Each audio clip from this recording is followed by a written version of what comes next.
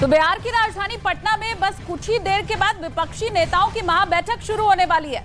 ये बैठक 2024 लोकसभा चुनाव के लिए की जा रही है और नेक संवाद हॉल में ये बैठक शुरू होगी। आपको बताएं, ये बैठक 2024 लोकसभा चुनाव के लिए बेहद खास मानी जा रही है। जानकारी की अगर माने तो विपक्ष की इस बड़ी बैठक में लोकसभा चुनाव 2024 के रोड मैप पर विस्तार से बातचीत होगी। लेकिन बैठक के पहले ही विपक्ष में इस वक्त फूट पड़ती दिखाई दे रही है।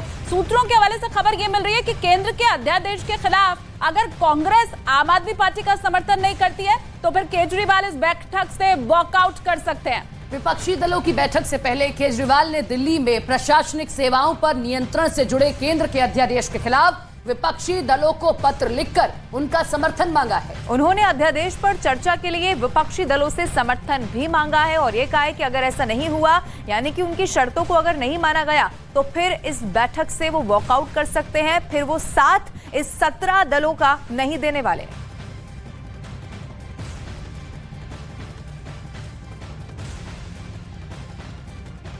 तो ये लाइव तस्वीरें आप पटना से देख रहे थे पटना से लाइव तस्वीरें, जहां विपक्षी दलों की एकजुटता के लिए केजरीवाल तो पहुंच ही रहे हैं। साथ ही साथ ये देखिए, 2 महीने पहले ये कवायद नीतीश कुमार ने शुरू की थी, जहां हर राज्य में जाकर वो विपक्षी दलों के प्रमुख नेताओं से मुलाकात कर रहे थे। अब ऐसे में पटना में उन्होंने बुलाया है, पटना में ये महागठबंधन की बैठक हो रही है, लेकिन देखना यह है कि नतीजा क्या निकलता है, क्योंकि हर राज्य के नेता के अपने हित हैं और केजरीवाल तो सबसे अलग इस वक्त दिखाई दे रहा है, क्योंकि केजरीवाल का कहना है कि अध्यादेश पर मंजूरी है तो साथ देंगे, नहीं तो नहीं देंगे। हालांकि देखिए, आपको ये तस्वीरें भी हम दिखा रहे हैं, आपको ये भी बता रहे हैं कि कैसे अब से थोड़ी देर के बाद जो बैठक शुरू होगी उसके पहले ही एक तरफ पोस्टर विवाद शुरू हो चुका है, बीजेपी ने तंज कसा, तो दूसरी तरफ बाकी पार्टियां, चाहे उसमें आम आदमी पार्टी का जिक्र कर लीजिए, पोस्टर के जरिए कैसे निशाना साध रहे हैं। तो तस्वीरें इस वक्त हम आपको दिखा रहे हैं। विपक्ष के नेता बैठक के लिए पहुंच चुके हैं। इन सब के बीच में बड़ा सवाल यही है कि क्या एकमत इस बैठक में भी बन पाएगा, या पहले महागठबंधन हो उसके पहले फूट की शुरुआत तो हो ही चुकी है। ये शगुन है, आप एक तरह से समझिए। शरद पवार, ममता बनर्जी इस वक्त वहां पर मौजूद हैं। चंद्रमोहन सहयोगी जो हमारे, वो पटना से लगातार जुड़े हुए, उनका हम रुख कर लेते हैं। अभी चंद्रमोहन, अपडेट क्या है? बिल्कुल सीधी तस्वीर आपको एक दिखाने की कोशिश करेंगे, जहां ये मुख्यमंत्री आवास का पिछला हिस्सा है और ठीक इसके पास में ही नेक संवाद है हॉल, जहां पर तमाम नेता जो बाहर से आए हुए हैं विपक्षी एकता को पहुंचना शुरू हो गया है और यहाँ पर बैठक होगी। तो ये दूसरा जो घर है वो लालू यादव का है, जहाँ पर लालू यादव अपने परिवार के साथ रहते हैं और जो भी नेता पटना पहुँच रहे हैं वो सबसे पहले लालू यादव के पास पहुँचते हैं, उनसे पहले मुलाकात करते हैं और उसके बाद फिर नीतीश कुमार से मुलाकात करते हैं। जाहिर सी बात है, इसकी कवायद अगर ठीक ढंग से देखा जाए तो लालू यादव ने ही शुरू की थी, जिसने सबसे पहले सोनिया गांधी और राहुल गांधी से बात की थी और उसके बाद फिर नीतीश कुमार मुलाकात करने के लिए पहुँचे थे। तो कवायद वहीं से शुरू हुई थी और अभी उसकी बैठक शुरू होने जा रही है। बैठक का निहितार्थ क्या होगा, ये सबसे महत्वपूर्ण है, क्योंकि ये माना जा रहा है कि अभी कोई चेहरा घोषित नहीं होगा, लेकिन क्या नीतीश कुमार इस महागठबंधन के कन्वेनर बनाए जाएंगे। अगर नीतीश कुमार कन्वेनर बनाए जाते हैं तो उनको देश भर में घूमकर और जो भी नेता यहाँ पर पहुंचे हुए हैं, जो भी दल के नेता पहुंचे हुए हैं, उनके सबसे पहले जो प्राथमिकता होगी वो राज्यों में सीटों का बंटवारा कैसे हो, इसको सुलझाया जाए, क्योंकि ये इतना आसान नहीं है। चाहे वो बंगाल की बात करें, दिल्ली की बात करें, उत्तर प्रदेश की बात करें या फिर अन्य राज्यों की, बहुत मुश्किल है। सबकी अपनी महत्वाकांक्षाएं हैं, सबके अपने चेहरे हैं। प्रधानमंत्री की क्योंकि अगर बात आती है, बने रहिए हमारे साथ, लौटेंगे आपके पास। लेकिन अरविंद केजरीवाल के इस मांग पर कांग्रेस ने आपत्ति भी जाहिर कर दी है। कांग्रेस अध्यक्ष मल्लिकार्जुन खड़गे ने कहा है कि केजरीवाल को यह मांग संसद में उठानी चाहिए थी। बड़ी खबर आपको बता रहे हैं, कांग्रेस और आम आदमी के बीच में इस वक्त ठनती हुई दिखाई दे रही है। सत्र के बीच में एजेंडा तय होगा, ये कहना है मल्लिकार्जुन खड़गे का। अरविंद केजरीवाल जो कह रहे हैं वो मुद्दा पटना में उठाने की जरूरत नहीं है, ये मुद्दा संसद में उठाना चाहिए। यानी कि इस बैठक में चर्चा होनी चाहिए थी। अभी तो देखिए बैठक शुरू भी नहीं हुई है। बैठक में चर्चा ये होनी थी कि कैसे एक साथ मिलकर देश के हित के लिए काम किया जाए। अगर उन्हें लग रहा है कि मौजूदा सरकार ठीक से काम नहीं कर रही है तो कौन से ऐसे मुद्दे हैं जिनको जनता के लिए उठाया जाए। लेकिन अपनी मांग मनवाने पर इस वक्त अरविंद केजरीवाल दिख रहे हैं। वो खुद ये भी जानते हैं ऑर्डिनेंस बाहर नहीं, अपोज करना या प्रपोज करना बाहर नहीं होता है। ये कहाँ होता है? पार्लियामेंट में होता है। जब पार्लियामेंट शुरू हो जाएगी या उससे पहले सभी पार्टी के लोग मिलके जो हमेशा तय करते हैं एजेंडा, किन किन बातों पे हम मिलके काम करना, किन बातों को छोड़ना, ये सारी चीज़ें शायद उनको मालूम है। तो सारे वो और उनके पार्टी के नेता भी हमारे ऑल पार्टी मीटिंग में आते हैं, तो देखेंगे। और एक बार फिर से रुक करते हैं, चंद्रमोहन हमारे साथ बने हुए हैं। चंद्रमोहन, अब ये कहा जा रहा है कि दिल मिले ना मिले हाथ मिलाना चाहिए, लेकिन क्या ये राह इतनी आसान दिखती है? क्योंकि देखिए अब जो बीजेपी के स्टेटमेंट्स हैं, बड़े नेता उनके बयान भी आना शुरू हो चुके हैं। कोई इस बात का हवाला दे रहा है कि किस तरीके की लैंग्वेज का मुख्यमंत्री अरविंद केजरीवाल कांग्रेस की सरकार जहां पर है उनके मुख्यमंत्री के लिए इस्तेमाल करते हैं, या फिर एक नेता जो मल्लिकार्जुन खड़गे का समय मांग रहे लेकिन मिल नहीं पा रहा, ऐसे में कैसे साथ चलेंगे?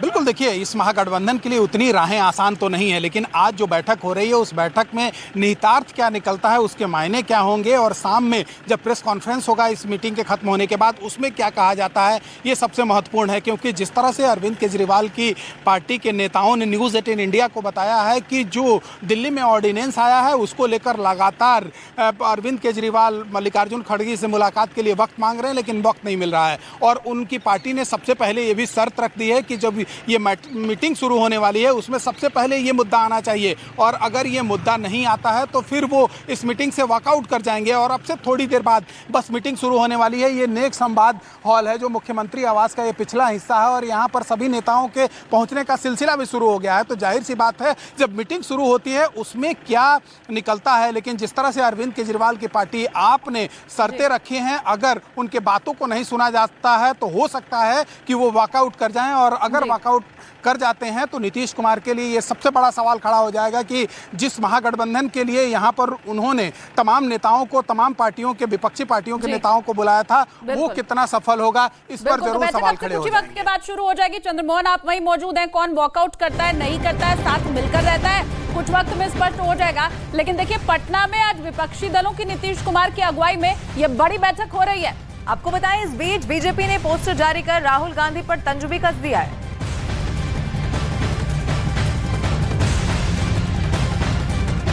तो तस्वीरें आपको हम दिखा रहे हैं। बैठक कुछ ही वक्त के बाद शुरू हो जाएगी। हमारे सहयोगी भी वहीं पर मौजूद हैं। जैसे जैसे नेता अंदर जाते जा रहे हैं वो तस्वीरें भी हम आपको दिखा रहे हैं। ममता बनर्जी यहाँ पर मौजूद हैं, इसके अलावा राहुल गांधी ने क्या कुछ कहा वो भी हमने आपको सुनाया। पर बड़ा सवाल यही है कि कांग्रेस और आम आदमी पार्टी जो इस वक्त विपक्ष की एक बड़ी भूमिका निभा रही है, बड़ी हैसियत आम आदमी पार्टी भी रखती है, और ऐसे में अगर इन दोनों के बीच में ही रार है तो फिर आगे कैसे चलेगा काम? और इससे पहले पोस्टरबाजी, पोस्टर विवाद जो है वो शुरू हो चुका है। ये तो सिर्फ एक पोस्टर आप देख रहे हैं, बीजेपी का भी पोस्टर सामने आया है। अरविंद केजरीवाल का नाम लिखकर आम आदमी पार्टी की तरफ से जारी किया गया पोस्टर बताया गया। हालांकि इससे किनारा कर लिया, ये कहा गया पता नहीं हो सकता है ओवर एक्साइटमेंट में किसी कार्यकर्ता ने ये जो पोस्टर है वो लगा दिया होगा, क्योंकि नारेबाजी वहां पर ऐसी भी होने लग गई है, हमारा प्रधानमंत्री कैसा हो, और फिर अरविंद केजरीवाल का नाम वहां पर लिया जा रहा है। इसीलिए सवाल ये है कि क्या एक मत एक राय यहां पर बन पाएगी? विक्रांत यादव हमारे सहयोगी जुड़े हुए हैं, उनका भी हम रुख कर लेते हैं। विक्रांत, एक नहीं अनेक मुद्दे हैं जिनके ऊपर चर्चा हो रही है, अनेक मुद्दे हैं जिनके ऊपर रार हो रही है। अब ऐसे में एकजुटता अभी की स्थिति में तो बेमानी नजर आती है। विक्रांत,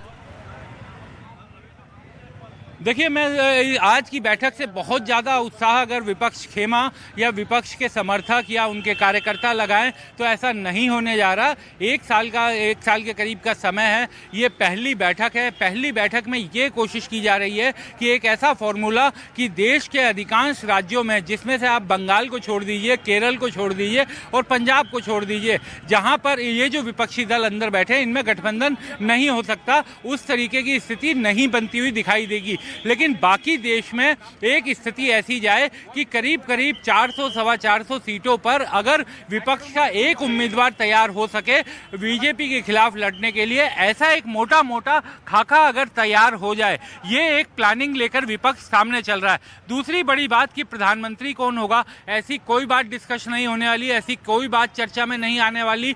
ना किसी विपक्षी दल की तरफ से ये बैठक में बात होगी, ना ही किसी नेता के सामने ये बात की जाएगी। जाएगी, कोई ऐसी बात चर्चा में नहीं आने वाली, क्योंकि विपक्ष ये जानता है कि जब भी प्रधानमंत्री पद के चेहरे की अगर कहीं बात हो गई तो वो बीजेपी की पिच पर चले जाएंगे। और उन्हें भी ये पता है कि आज की तारीख में भी प्रधानमंत्री नरेंद्र मोदी से ज़्यादा लोकप्रिय एक नेता कोई उनके पास नहीं है। तो आप देखिए किस तरीके का जमावड़ा लगा है, पूरा मीडिया की भीड़ यहाँ पर लगी हुई है। इस समय पटना में एक बड़ी घटना जरूर है कि विपक्षी एकता, और इसमें मैं सबसे बड़ी बात आज भी ये कह रहा हूँ कि अगर दिल्ली के ऑर्डिनेंस के मुद्दे पर चर्चा नहीं हुई, अगर दिल्ली के मुद्दे जिसको अरविंद केजरीवाल उठाना चाहते हैं वो मुद्दा नहीं उठा, वो मुद्दे पर बात नहीं कर पाए, कांग्रेस से आश्वासन नहीं मिला, तो एक झटका वो मिल सकता है विपक्ष को। और वो आज कोई भी विपक्षी बड़े मुद्दों के ऊपर तो अभी चर्चा ही नहीं होगी, चेहरा होगा कौन प्रधानमंत्री का विपक्ष का, उसके ऊपर तो आज चर्चा ही नहीं हो रही है। अभी तो छोटे मुद्दों के ऊपर चर्चा हो रही है और वहीं पर दिखाई दे रहा है कि कैसे आपसी मतभेद है। विक्रांत आप बने रहिए, आगे बढ़ते हैं। देखिए आपको अब बताते हैं कि आज पटना में होने वाली महागठबंधन की बैठक में कौन कौन सी पार्टियां शामिल हैं। तो देखिए 17 दल इसमें शामिल होने जा रहे हैं। अब कौन कौन सी विपक्षी पार्टियां हैं, कौन कौन इसमें शामिल होगा और उनके चेहरे मुख्य तौर पर कौन से, सबसे पहले आपको बताते हैं। अरविंद केजरीवाल आम आदमी पार्टी के मुखिया यहां पर मौजूद होंगे। इसके अलावा अखिलेश यादव भी आज इस बैठक में होने वाले हैं। इसके अलावा फारूक अब्दुल्ला आपको दिखाई देंगे, एमके स्टालिन दिखाई देंगे, डी राजा दिखाई देंगे, हेमंत सोरेन, महबूबा मुफ्ती, ये भी बड़े चेहरे आज इस बैठक में मौजूद हैं। इसके अलावा आपको ये भी बताएं नीतीश कुमार, क्योंकि नीतीश कुमार ने ही एकजुट किया है सभी को, एक छत के नीचे आज बैठक के लिए बुला लिया है। इसके अलावा आपको बताएं शरद पवार यहां पर होंगे, तेजस्वी यादव होंगे, ममता बनर्जी, जो तस्वीर आपने जरूर कल देखी होगी, ममता बनर्जी ने कहा एक परिवार की तरह आगे बढ़ेंगे। राहुल गांधी सबसे मुख्य चेहरा यहां पर अभी तक माना जा रहा है और थोड़ी देर पहले तस्वीरें हमने दिखाई, राहुल गांधी भी पटना पहुंच चुके हैं। आपको यह भी बताएं बैठक से पहले विपक्ष की एकजुटता पर सवाल भी उठने लगे हैं, ये तब है जब बैठक शुरू भी नहीं हुई है। बीजेपी नेता रविशंकर प्रसाद ने विपक्षी नेताओं के ऊपर हमला बोला है। यहाँ पर पटना में आज विपक्षी नेताओं की बैठक है, तमाम नेता पटना पहुंचने लगे हैं। कई ऐसे नेता हैं जो पटना पहुंच चुके हैं। हमारे साथ मौजूद हैं बीजेपी के वरिष्ठ नेता रविशंकर प्रसाद। रविशंकर जी, आज जो बैठक हो रही है, इस बैठक के क्या मायने हैं? कौन लोग पटना में जुट रहे हैं? जो भ्रष्टाचार में या तो सजा याफ्ता हैं या जिनके खिलाफ केस चल रहा है अधिकांश। दूसरे कौन हैं? परिवारनिष्ठ पार्टी, मेरी राजनीति जनहित नहीं परिवार हित। उन्हीं का दावा प्रधानमंत्री बनने का, उन्हीं का दावा मुख्यमंत्री बनने का। ये दो प्रकार की पार्टियां आई हैं। एक ईमानदार नेता नरेंद्र मोदी को हटाने का एजेंडा लेकर के, और जब देश को एक मजबूत बहुमत की सरकार मिलती है जिसके नेता नरेंद्र मोदी ऐसे लोकप्रिय ईमानदार होते हैं, तो अमेरिका में भारत का डंका बज रहा है। देश देख रहा है, दुनिया देख रही है कि भारत दुनिया की 5वीं इकॉनमी बन गया, अवसर मिल रहे हैं। और मोदी जी की इस यात्रा में आज तक के इतिहास का संभवतः हाईएस्ट इन्वेस्टमेंट आया है। नौकरियां मिलेंगी, आर्थिक विकास होगा। कल मोदी जी ने क्या कहा कांग्रेस में, जल्द ही भारत दुनिया की तीसरी सबसे बड़ी इकोनॉमी बन जाएगा। वहाँ वेद का भी उच्चारण वो कर रहे हैं, महिमा बता रहे हैं कांग्रेस के अंदर, उपनिषद की बात कर रहे हैं, वसुधैव कुटुंबकम की बात कर रहे हैं। और यहाँ जो जुट रहे हैं वो क्या कह रहे हैं? कुर्सी बचाओ कुटुंबकम, परिवार संभालो कुटुंबकम। तो देश देखेगा नहीं। और ये कौन लोग हैं? आज मुझे बहुत पीड़ा है नीतीश कुमार से। जेपी मूवमेंट में हम लोग के वरिष्ठ साथी थे ना, जेल गए थे हम लोग, लाठी खाए थे ना, वो भी थे उस पर। आज कुर्सी के अवसरवादिता के लिए जेपी के सिद्धांत को भूल गए।